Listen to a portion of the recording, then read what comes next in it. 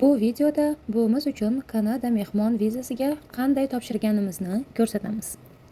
Avvalo, IRCC saytida akkaunt ochdik va arizani to'ldirishni boshladik.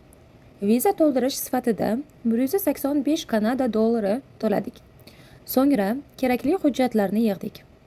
Pasport nusxasi, tug'ilgan sana, ota-onaning ma'lumotlari, turmush qurgan sanasi, ajrashgan yoki turmush o'rtog'i vafot etgan bo'lsa uning sanasi, yashash manzili, pensiya olish haqidagi ma'lumotlari, o'z yurtidagi uy-joy va mulklari haqidagi ma'lumotlar, oilaviy holati, qarindoshlari haqidagi ma'lumotlar.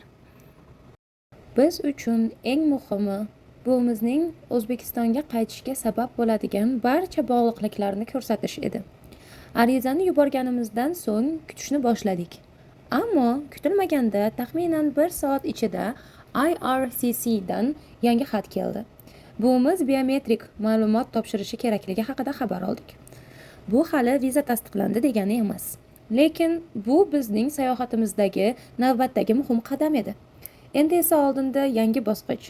Qozog'istonga borib biometrika topshirish. Biz bu jarayonning har bir qadamini siz bilan bo'lishishda davom etamiz. Balki yaqin orada buvimizni Kanada aeroportida kutib oladigan kun ham kelar.